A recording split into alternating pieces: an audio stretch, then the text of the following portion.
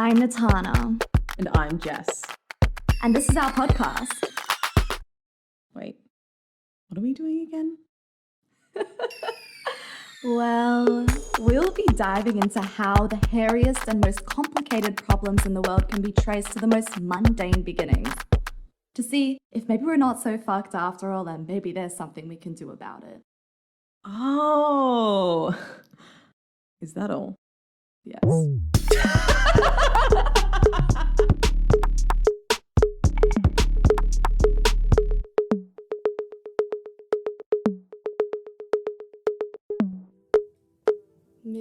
Maybe instead of the quality of this podcast progressively getting better, it progressively deteriorates. It's like we're not so fucked. Wait, we are.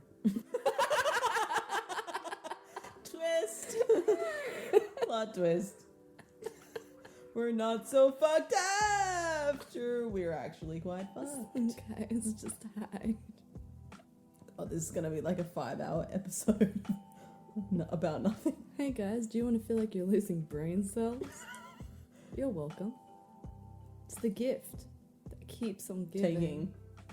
It's the gift that keeps on taking. It keeps on giving because it gives you more space in your brain. What do you think happens when you lose brain cells? You get more space. That's how it works. She's a glass half full kind of gal. I like my brain hollow.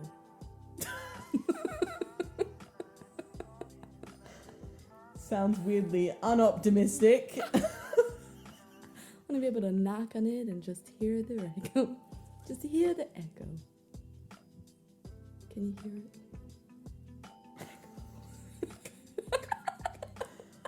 It reminds me of this guy that I found who's just literally so stupid online. But he's like not the kind of stupid that makes you just roll your eyes where you're like, oh, I can't stand this person. It's like the kind of stupid where it's like, wow, you're intriguing. He's just so genuine in the way that he thinks and the way that he sees the world that it's perplexing, fascinating, and fucking hilarious. Like, I have to show you. It is mind-boggling. What, that someone would be so oblivious to like certain things? Well, it's like a child, how they may misinterpret. Oh, and come up with like this weird logic of how the world works, and that's how they make sense of the world. Yes, exactly. Like, for example, you know, he's on a podcast like this and people become obsessed with him because he just has so many theories about the world and how things work and da-da-da-da, and it's just hilarious. And people are just obsessed with it. But basically he was saying that he hates jury duty, like everyone. And when he was one of the jurors, he's just like, I just didn't feel safe. You know, like everyone is, you know, this is guy on trial for murder, and you know, everyone is like in disguise, and I'm just there as me. And the guy's like, what do you mean in disguise? Like, I mean, like, I just want to be wearing a wig, you know. Like, if I did it again, I'd be wearing a wig. Like, I felt like I was the one that was misinformed. And they're like, what do you mean wearing a wig? And they're like, well, the judge was in disguise.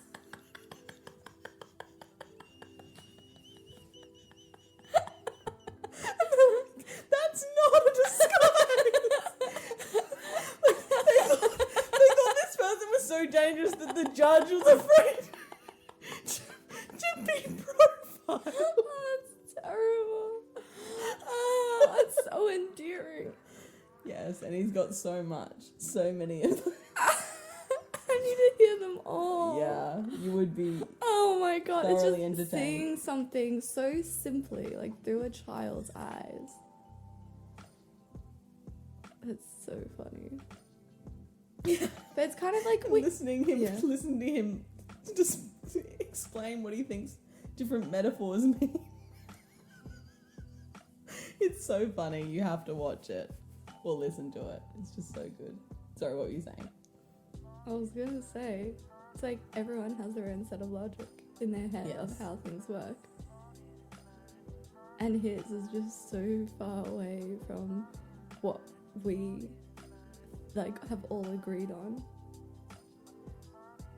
You know? It's actually interesting because when you think about it, do the person who's witnessing the event, they create their own logic based on what they've witnessed and what they know about life. Mm-hmm. And then you have the person that has acted out the event, that's actually in the event, yeah? Mm-hmm. And they have their own intention of what that's for. So in this case, like the judge is wearing the wig because it's part of the formalities, like, you know, and it's for tradition and all that. And they have this guy like witnessing that, thinking something completely different. And then you think like, how many times does that happen? Every day with so many different people, but in like such minor ways that like no one would ever mention it. I mean, take me for example, and like my whole sexual identity. Like I basically did that. Hello, segue. Segue of the day. Like people who wear wigs in courtrooms, it's a formality, and people just think of things differently. Like when I came out. Don't give them the plot twist straight Oh, shit, away. Sorry. There was no plot twist. Okay. It's okay. You're okay. I just outed you. On national radio. Actually accessible internationally. That makes me feel better and worse at the same time. That's right, all the important people know. And who? Right? Yes. Being your friends and family. Oh, yeah. I thought you meant... She's twitching, guys. I thought like- you meant... I thought you meant, like, the important people in the world know. I'm, like, pretty sure Oprah Winfrey doesn't know about this. I mean, importance is objective. Subjective, I mean. It is. It is. Please continue on with the sexuality train. Oh, yeah. Okay. So you have this thing called compulsory heterosexuality, which is the idea that it's assumed that you are heterosexual, and there's this like implied behavioral norms and social conditioning and all that kind of makes it a little bit compulsory. It's like, if you can be straight, then you gotta be straight. Or you should be. Why would you choose not to be? Yeah, and it's only if you really can't do it, then you're not straight. That's what it was. It's very different now. I mean, you still have like, it's still here, but it's not as bad as it was like when I was growing up, for example. But it brings me to my point where I, like, to get myself through that, I created all these deep-seated, basically I created my own logic in my head that explained things, that explained my experiences. When like I would hear about people's experiences, and then I would have my own experiences, and the way that I would kind of like make sense of the difference is that I had my own set of logic, and I just assumed that that logic was correct. You know, in my whole 27 years, like I didn't question that logic until being locked in my house for a cold, cold winter. That sounded really poetic. Lockdown will do that for you. Yeah, so basically I came up with my whole set of logic, and no, I wouldn't have uncovered that. No one else wouldn't have uncovered that. Like, I could have gone my whole life operating according to that logic, thinking that something's like slightly off and not being able to work it out. Can you share some of the, I guess, congruencies? Like the logic that I came up with. Yeah. Okay, so for example, I mean, you know, like, everyone goes on about sex being amazing and stuff like that. She's pointing at herself, people. She's pointing at herself. No, I wasn't. Our resident sex addict. No. It's contained. It's contained.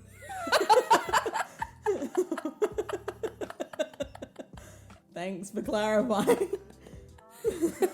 Just returning the favor, babe.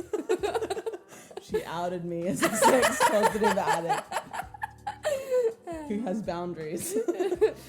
It's very healthy. Okay. It isn't sarcastic. So people like me. Yeah. I wanted to make it clear. I was like, that sounded sarcastic when I said it. right. And I'm like, it's not sarcastic at all. But then saying But I'm that an makes it addict. sound... No, when I said it's very That healthy. it's healthy. Oh, okay, right. But yeah, Please. okay. So for example, so I thought that everyone was just being like, they're just exaggerating sex. It's exaggerated, Right. you know? Right. I mean, with you it's different. Like, I know your stories. I know, like, the connection, the sensuality, all that kind of stuff. Yeah. But just in general, you know, when I Like, looked this at can't be media when true. other people, or when they had, like, random hookups, I was like, well, I mean, how do they do that? I really have to do a lot of mental acrobatics to be into someone like that. So it was a matter of observing others and going, why can't I do that? Like, what's Well, with that? the logic, the way that I explained that to myself was, oh, okay, I'm more like demisexual. Like, for me, it's all about the connection. Right. And that's why, and that's how I justified this mental acrobatics that I was doing, where I had to, like, remind myself why I'm sexually attracted to the guy I was next to. You know, I remember I would, like, watch them when they're talking and just be like, Natana, You're basically you like gaslighting them yourself. because this and this. Yeah. And that's just because that was how I was encouraging myself to follow that set of logic. I mean, I just didn't like dicks at all. Like, that is the telltale sign. I know. That was never. I thought no one really liked dicks. Like, let's be honest, they're hideous. Oh, no. What about the men listening to this? You have really They nice know. dicks. I'm sure. Like, they're on the great. spectrum of dicks, you can have nice dicks, but on the spectrum of sexual organs, when you compare them to a female's, they're all I feel pretty like ugly. we're both very biased in this conversation, but I do concur. Yeah, I just didn't like dicks. And I just thought that it was just part of it. Like, you gotta suck it up. You're just gonna suck dick and get on with your life. You just gotta, like, suck it up and just, like, grin and bear it. Like, it's just part of the deal, you know? It's part of reciprocation. And it's worth it for all the other perks that you get. And I was like, okay, I could do this. Okay, sure. And yeah, this is, like, how I explained the logic to myself. And it was only once I really started, like, when certain information came to light and I realized that I mislabeled something, like, during my childhood. I mislabeled crushes. I didn't know that there were crushes at the time. I just thought, like, oh yeah, I thought these people were really cool and I would think about them all the time and I would really enjoy getting to know them and spending as much time as possible with them and all that kind of stuff. I didn't realize that there were, like, actual crushes and infatuation, all that kind of stuff. So once I realized that, then I started questioning everything else and I'm like, wait a second, have I just mislabeled everything the whole time? And then that follows, like, that line of logic of, like, wait a second, then the logic that I've applied, if I've mislabeled things, whatever logic I've applied is completely faulty. And then I had to, like, look at all that, and then that's basically how I discovered I'm a super, super, super suppressed lesbian. But going back to the main point, I'm a very introspective person. Like, I don't wear wigs. I'm no longer disguising myself and hiding from the world. No disguises here.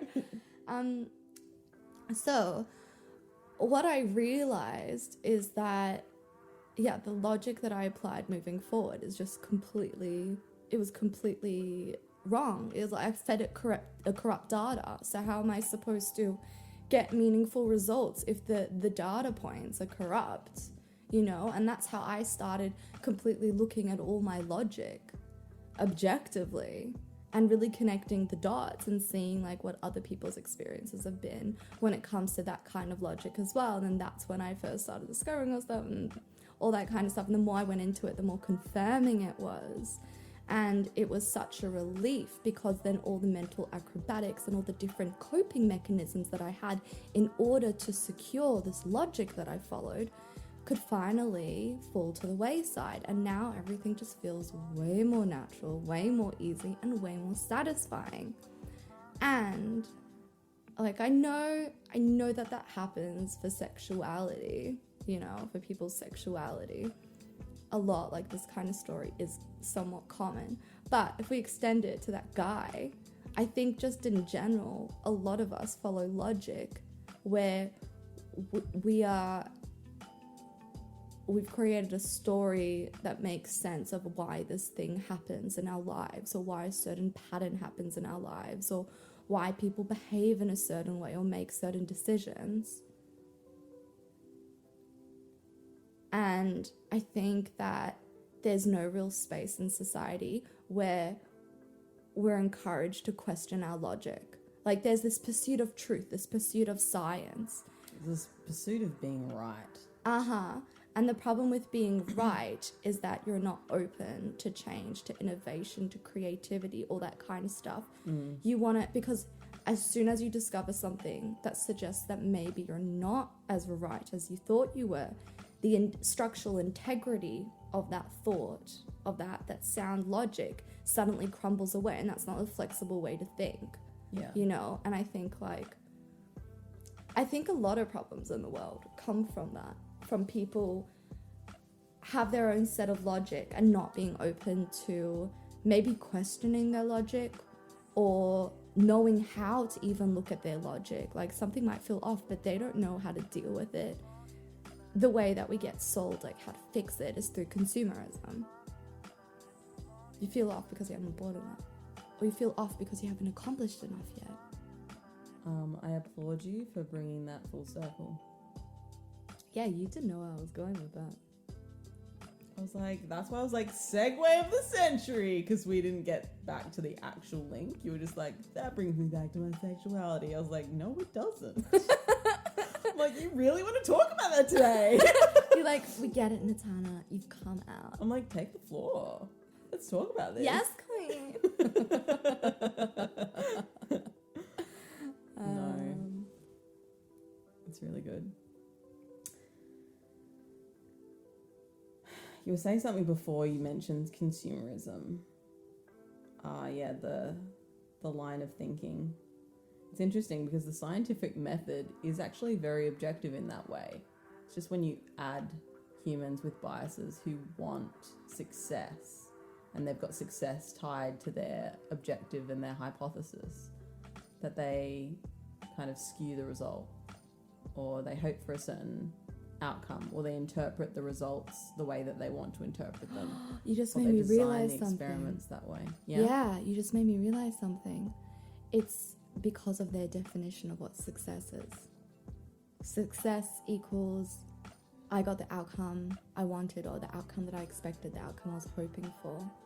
Mm-hmm. When maybe success should be I got the outcome that feels the most natural. Yeah.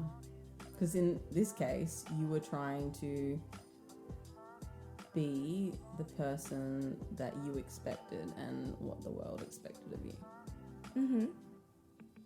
And that was success, was finding ways to cope with that. For me at the time, success was finding this really unique unicorn person whose personality made up. Made it worth it. I made it worth it. Made the dick worth it. I know, it's so obvious I was gay. Yeah, exactly. But if, let's say, let's say I looked at it like from that scientific method example, I would be like, like my first kiss made me want to gag, and I couldn't even look at like kissing scenes on TV afterwards for 3 months. Every time it just gave me the gag reflex.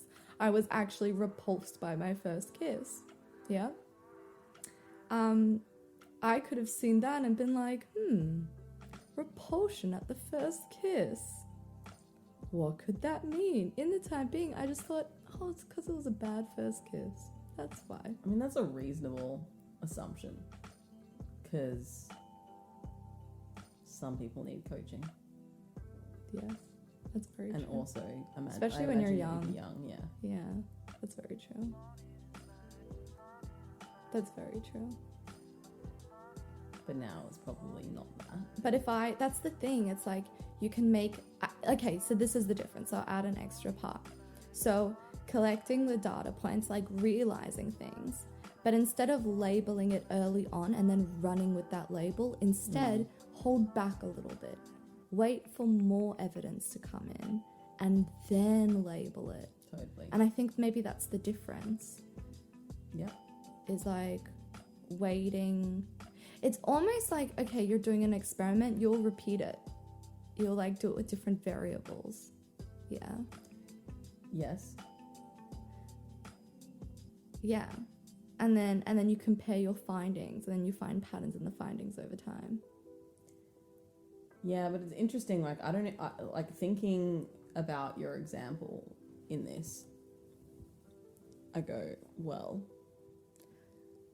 would you have been ready to have ever entertained the idea of being into women that early on? Not at the time, because that, yeah, it would have been a hostile environment for that. Like, it wasn't okay. But here's the other thing. It's like, you can only create the logic that you know around you. Mm-hmm. You know, like, I put together the logic that made the most sense to me at the time. You know, it made sense. So why would I go outside of that? Why would I know differently? Whereas moving forward, you're more open and fluid rather than needing to define things in the moment as they come up. Is that what you're saying? Right now, my definition of success is feeling a certain way in my body. So for me, success equals deep satisfaction and fulfillment. So that's my measure now. If I don't feel fulfilled, I know that something's a bit off. Something's not quite right. And then that's when I like sit back and I look and I notice more and I work out like, okay, well, where am I getting evidence from and how am I labeling it? Does that make sense? Give an example. Like to do with my sexuality or like a different part? Can be different. Okay, so for example, like if you try and work out, okay, well, what does success as an adult look like a young adult, yeah? So usually it would be like, okay, if you want to start a business, you start a business, yeah, it's turning a profit, it's stable, you have stable income, you're growing by a certain percentage, you know, every quarter, and the cash flow is really good, yeah? So that would usually be like success. And then what you can get from that money, like you hit certain landmarks or, you know, if you're raising money or, you know, all those kind of things. There are different, landmarks for success.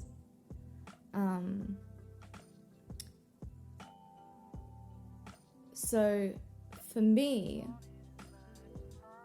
my new definition of success when it comes to all that is, well, for me, like, it's all about satisfaction. So, like, on a deep, like, soul level, you know? So I look at, okay, let me look at the depth of everything. So I look at, okay, how deep are my relationships? You know, how deep did it feel today in particular, like relationship-wise?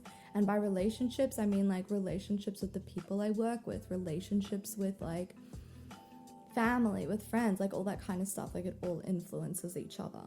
And I look at the depth of how deeply spacious do I feel, in a sense of, okay, spaciousness means freedom. It means having the space with like how I spend my time, how I physically move, how I spend my hours, when am I working, what am I doing. It can also mean like spaciousness when it comes to lifestyle choices and spending money and stuff like that. You see, so when I start looking at the depth of things, instead of ticking a box and being like, I want this, I want this, I want this, I'm like, okay, well, where are the things that I want to go deep on, and how satisfied do I feel overall with all of them? So for me, if I got 8 out of 10 in all these different measures, then I'll feel really satisfied. And for me, that's like, I would feel like I'm kind of winning at life, like I'm succeeding. That's what success is for me. I mean, it's a general barometer that you can keep coming back to for each area of your life. Yeah. And it's general and it's open because it's that fluidity. Yeah. I don't want it to be like all these niche categories. Yeah.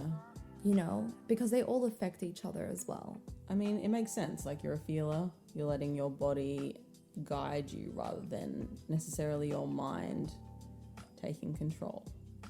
And then realizing later that it was just a false construct. Because the mind can justify anything, but your body is the thing that gives you away. Like, you know that more than anyone. I don't know what you're talking about. Why do you bring me into this? Don't drag me into the mud. But it's like, you mentally could be like, okay, I'm going to keep on doing this. I'm going to do, I'm going to keep on going. Mm-hmm. But then your body can be like, nah, I'm going to send you a clear message. Yeah. Totally. The body doesn't lie. So for me, I resonate with that. I think it's a really good barometer. But it's something that you need to become in tune with in order for it to become you need awareness. Yeah. Yes, you need to understand your body, like be able to listen to it, understand your emotions, listen to it. And not see it. This is the big thing, I think, because we've both had chronic illness. It's like, it's not that your body's trying, it's that it's failing you. Like, we believed for so long where it's like, great, our bodies can't even see us through, we're fucked. Exactly. That idea that your body, like, your life could be so good if your body didn't get in the way. Yeah. And it's like no. Your body sabotaged you. Like, you had this bright future and then your body needs to do its thing and fall apart. But it's really guiding you. And I think that's a hard realization, because you mourn the person that you wanted to be on the life that you thought you wanted. In order to then accept the pain that you are now in, so that you can create the future you really want. That is in most, like, is not adulterated by external expectations. Yeah, exactly. It's an integrity with you and how you work, how your body works, and what your needs are, your emotional needs are. Because I think we kind of have it the other way around, where it's like, okay, achieve things and then needs will be met that way. When really it's like, you need to approach it needs first and understand those needs properly. Whereas, like, now we lead with the basic concept of our needs are security, financial security, and financial security, and like home stability. And that's it. I mean, it is an important foundation. You definitely need that, 100%. But it is a basic need. Exactly. It's a fundamental need. Exactly. It's where you begin, it's not where you end. Yeah. Yeah. But I don't think that's what people are chasing when they're trying to make money, is necessarily just stability. For some, yeah. It's like a massive void when they're younger. They don't have money, so they pursue it. Because they know what it's like to feel the stress of that. And they don't want that instability that they grew up with. But for some, it's literally about approval. It's about love. Depending on what upbringing they've had. Yeah, need of approval, lots of other things. But also it's like they want to maximize their potential in life. Like reach your potential, do the most, make your family proud, make yourself proud, you know, be the best, like all this kind of stuff. And it's based on this, once again, it's like based on this logic that those are your needs. That's what it is. Significant is a core need, but it's about how do you get that in a sustainable way, not in a moment. Mm-hmm. Because the moment is so fleeting. It's like how you get it through connection, community, belonging. Get impact that way, you know. And I think like that's actually such a good way of tying everything together. Is our logic is only as good as our understanding of our needs. Mm-hmm. She just had an aha moment and she's staring into my eyes. But do you notice how the sunlight is going directly into my eye as well? Yes. So it looks extra cool. How does she know? I'm clearly a mirror. Yes. Our logic is only as good as our understanding of our needs. And that's the thing, like coming back to my thing, yeah, I didn't understand my needs properly. I didn't understand my sexual needs, you know, like I didn't understand. So that's why my logic only extended as far as my understanding. That guy with the wig, you know, that whole thing, yeah, he didn't understand the needs of like what was going on in the people and all that, like the needs of the judges or the judge and his needs as well, you know. So he came up with this logic that supported what he thought, that catered for the need that he thought he had, which was protection, privacy. And it's also like, it's interesting because I look at that and I go, it also points out outdated things that are going on, like outdated ideas. Like you have to make sense of something that doesn't make sense on its own. It's not obvious. You know, it's like, why are you still wearing that wig? Why would someone be wearing a wig like that in 2020? So true. That is such a good point. So maybe, yeah, that's such a good point. So maybe when we create this logic to compensate for lack of change, what we're really doing is trying to justify form. It's like the form, like there's an overemphasis on form instead of substance. Like form is in like tradition. Form is in like, this is how you do it. This is how we structure it usually. So when there's an overemphasis on form, the substance kind of falls on the wayside, and we actually need the substance, the meaning associated, the why, the original need that this structure, this form was there to meet. We need to understand that original need to understand the form itself. So the original need to have like the judge's wig is to establish like look, like I don't know the history, but I can assume that it's to establish the importance, the status and also the gravity of the court proceedings, and you know, I mean, given that there's just there's so many formalities there, even without the costume, exactly. So they're very structured when it comes to form, but because we don't understand where that comes from. But it's so funny because as someone who's looking through a child's eyes, which he is not a child, this man is not a child, but he looks at things like a child. Yeah. It's like the wig doesn't say status, like it doesn't represent status. And that's true, it doesn't represent status anymore. Yeah. And so instead it looks like weakness. It looks like hiding. Like how am That is so true. That is so interesting. That's the thing. So he didn't have that link. So therefore he creates his own link of what that form, what that structure's there for. And for you, I guess I do think this idea that sexuality is mostly straight is an outdated concept. 100%. Like, it's so fluid. And look, like, I understand that for the past, I don't even know how long, it's not been okay to be gay. Mm-hmm. That's a great rhyme. But it is okay to be gay. You're okay, babe. I don't know how long it's been punishable, criminalized for. Like, I don't know if that's from the 1800s, 1700s onwards, or like I know in the Roman times it was like completely cool.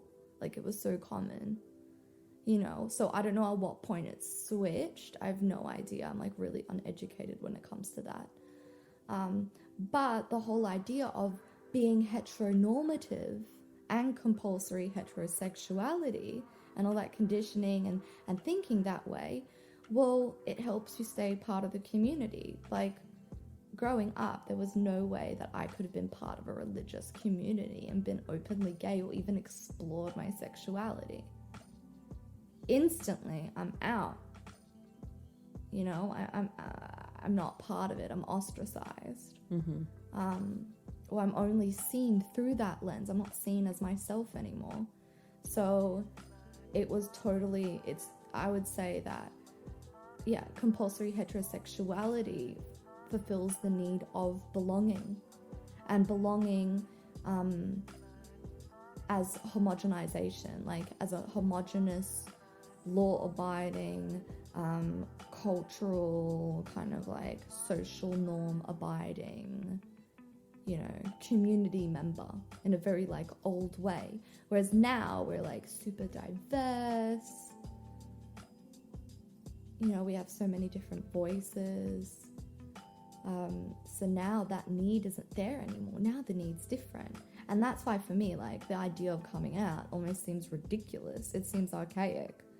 It is. Because I'm like, well, why do I need to make a big song and dance and announcement about something that is just natural to me? And that's the thing. Once again, the whole coming out thing for me now, it means it doesn't fulfill that need. It's the assumption, because it's no longer necessarily the case that you've been hiding all this time, and until you actually announce it, you actually put it into words, you are now out of the closet. You are now no longer hiding. You are now owning who you are. To an extent, maybe that is true for you, in a sense, because you'd only just discovered that, right? You'd only just discovered it. Yeah. So it's a little bit different, but it's always seemed absurd to me as someone who doesn't label myself either gay or straight.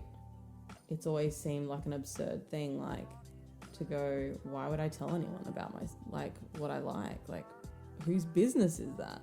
I don't understand. Like, if I want to be with a woman or a non-binary person or a man, like, I don't have to tell anyone. To me, that's absurd. Like, you'll just be told, like, this is the person, this is why I like them. Like, to me, it's always been like that. It's like, show, don't tell. And also, announcing it is a form of justification. Yeah, but I also understand, especially, like, if you feel the history of pride, you know, like, there's a reason for it, right? And there's a reason for coming out. It's like, it's what it represents. Yeah. But I think we're moving into an age now where it's not going to be necessary. Yeah, And, exactly. yeah. Because then it catered for a need, and that was the Yeah. need then, like the whole coming out and pride and all that. And I think that's still really important, and for a lot of people it means a lot, you know, but that isn't the only need. There are other needs. Yeah, which is exactly what we're talking about. Yeah, it's so interesting. It's so interesting. It all comes back to needs and understanding the form that came to cater for the needs. And then when our needs change, the form also needs to change. But when we just look at the form and we don't know the history of the needs that it solved, then we create our own logic, and then that's where this like clusterfuck happens. But basically, what I'm saying here is that we are really smart, we're really clever, we're really good at coming up with ways that we try to convince ourselves that the way that we're doing things is the best possible way. When really the best possible way is being the most responsive to your body. It's not a race. It's not I'm trying to get to the finish line, and at the finish line there's a bounty of everything. It's a feedback loop that's going around and around and around and around and around. Yeah, it's like that. It's like conducting an objective experiment, if we go back to the experiments. And your data is how you feel in your body. And you just see what the result is.